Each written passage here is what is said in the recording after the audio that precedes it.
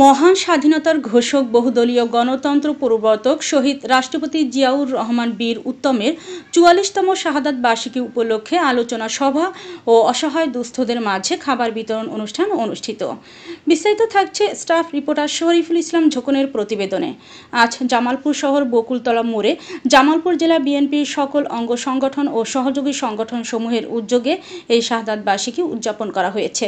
সাবেক সংগঠনের সম্পাদক জামালপুর জেলা বিএনপির শামীম আহমেদের সভাপতিত্বে ও সাবেক সাধারণ সম্পাদক জামালপুর জেলা কৃষক দলের বাবু বিষ্ণুচন্দ্র মণ্ডলের সঞ্চালনায় প্রধান অতিথির বক্তব্য রাখেন সাবেক এমপি ও স্বনির্ভর বিষয়ক সহ সম্পাদক কেন্দ্রীয় নির্বাহী কমিটি ডক্টর নীলুফা চৌধুরী মনি। প্রধান বক্তা সাবেক স্বাস্থ্য ও উপমন্ত্রী কেন্দ্রীয় নির্বাহী কমিটির সদস্য বীর মুক্তিযোদ্ধা সিরাজুল হক। বিশেষ অতিথি ছিলেন সাবেক সহ সভাপতি শহর বিএনপি ও সদস্য জামালপুর জেলা বিএনপি মোহাম্মদ মোশাররফ হোসেন খান। বিশেষ অতিথির বক্তব্য রাখেন জেলা বিএনপির সাবেক অর্থ বিষয়ক সম্পাদক মেলান্দ মাদারগঞ্জ উপজেলার এমপি পদপ্রার্থী জাকির হোসেন, জেলা মৎস্যজীবী দলের সাবেক সভাপতি মোহাম্মদ নওশেদ আলী শাহিন, বাংলাদেশ রেড ক্রিসেন্ট সোসাইটির সেক্রেটারি খাইরুল ইসলাম লিওন, সরকারি আশেক মাহমুদ কলেজের সাবেক এজিএস মোহাম্মদ মোহাম্মদ হোসেন সহ অন্যান্য নেতৃবৃন্দ। পরে অসহায় ও দুস্থদের মাঝে খাদ্য বিতরণ করা হয়। যে মানুষটা বাংলাদেশে না আসলে বাংলাদেশ উন্নতি কি সেটাই চোখে দেখতো না, যে মানুষটা বাংলাদেশে জন্মগ্রহণ না করলে বাংলাদেশের ভৌগোলিক অবস্থানটা আমাদের সাথে থাকতো না, বাংলাদেশের ৫৬,০০০ বর্গমাইল চিনিয়ে দিয়েছিলেন। আমি মেজর জিয়া বলছি, এই ঘোষণার মাধ্যমে সম্মুখ সমরযুদ্ধে বাংলাদেশকে স্বাধীন করে নিখান্ত হননি, উনি পরবর্তীতে আবার বাংলাদেশকে ঢেলে সাজিয়েছেন।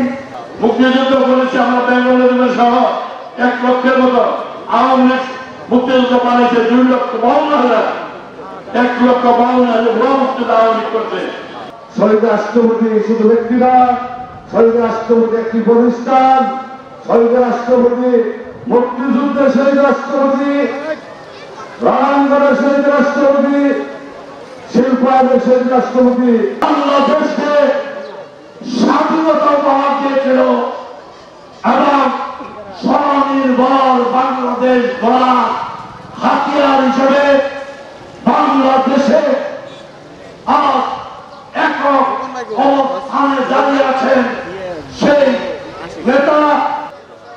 জীবন দশায় যে গল্প আমরা শুনলাম, এটা যদি আমরা যারা বর্তমানে জাতীয়তাবাদী দলে বিশ্বাসী,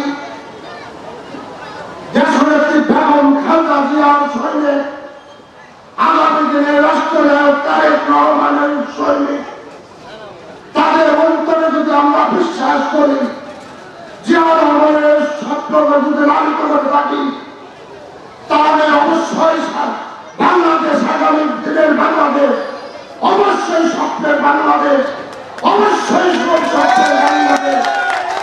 ধন্যবাদ জানাচ্ছি পুলিশ প্রশাসনকে, সিরিয়াল ভাবে একজন একজন করে এই খাদ্যটা গ্রহণ করবেন এবং আমাদের নেতা